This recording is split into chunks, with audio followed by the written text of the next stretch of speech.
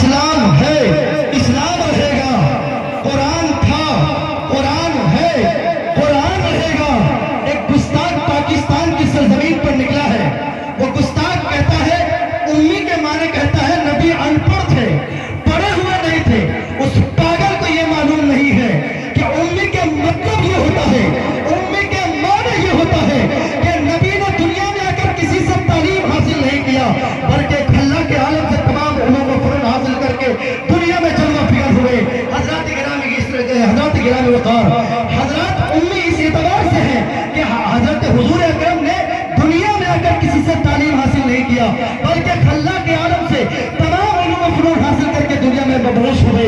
اور بتاؤ وہ گستاخ قرآن میں قرآن کی شان نبی سے گستاخی کرتا ہے، وہ گستاخ صحابہ کے شان میں گستاخی کرتا ہے اور کہتا ہے کہ صحابہ نے گرامر کے حساب سے قرآن کو غلط لکھ دیا اور حضور نے بھی کچھ نہیں کہا۔ وہ پاگل ہو گیا ہے، اسے یہ معلوم نہیں ہے کہ قرآن سے قرآن یہ جو قواعد بنے ہوئے ہیں، اس قواعد سے قرآن نہیں بنا ہے، بلکہ قرآن کریم سے قواعد بنا ہے، قرآن کریم سے قواعد بنائے گئے ہیں، قواعد سے قرآن کریم نہیں بنا ہے۔ اس پاگل کو یہ سمجھ میں نہیں آتا ہے خدا جب دین لیتا ہے تو عقلیں چھین لیتا ہے، خدا جب دین لیتا ہے تو عقلیں چھین لیتا ہے۔ اس پاگل کو یہی معلوم نہیں کہ گرامر جو بنا ہے وہ قرآن سے بنایا گیا ہے، قرآن کسی گرامر سے نہیں بنا ہے۔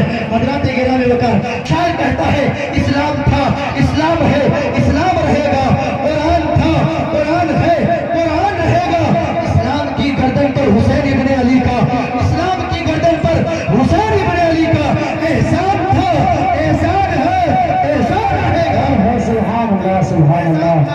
احسان تھا، احسان ہے، احسان رہے گا۔ حضرات گرامی وقار دیکھیے، شاعر چار مصرے لکھتا ہے کہ کہتا ہے کہ رنگین مثالیں نہیں قرآن سنبھالو، رنگین مثالیں نہیں، رنگین مثالیں نہیں، قرآن سنبھالو۔ اس دور میں جینا ہے تو ایمان سنبھالو، اس دور میں جینا ہے کیونکہ اس دور میں اپنے ایمان کو بچا لینا سب سے بڑی نعمت ہے۔ شاعر کہتا ہے کیا کہتا ہے کہ اس دور میں جینا ہے، رنگین مثالیں نہیں، قرآن سنبھالو، رنگین مثالیں نہیں، قرآن سنبھالو۔ اس دور میں جینا ہے تو ایمان سنبھالو، اس دور میں جینا ہے تو ایمان سنبھالو۔ پھر دشمنیں دی ہم کو مٹانے پہ تلے ہیں، پھر دشمنیں دی ہم کو مٹانے پہ تلے ہیں، پھر کربلا کا وہی میدان سنبھالو، پھر کربلا کا وہی میدان سنبھالو۔ حضرات میں اب چاہتا ہوں کہ میرا تحریر و تمثیل وہی شاعر اہل سنت بلبل باغ رضا، شہنشاہ ترنم، شہنشاہ نغمات حضرت صادق رضا نشر الہ آبادی کو پھر ایک کلام کے لیے آپ کے روبرو کرا دوں۔ ان کے آنے سے میں اتنا کہنا ضرور چاہوں گا کہ نبی کے عشق کی شمع جلائیے، نبی کے عشق کی شمع جلائیے، پھر وادی حیات کو کعبہ بنائیے، پھر وادی حیات کو کعبہ بنائیے۔